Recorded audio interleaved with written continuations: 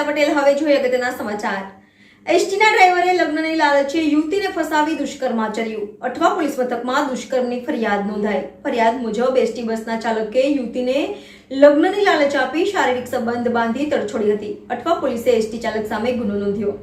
27 વર્ષીય યુવતી વઘઈમાં રહે છે અને તે સગ્રામપુરા ખાતે પ્રાઇવેટ કંપનીમાં નોકરી કરે છે।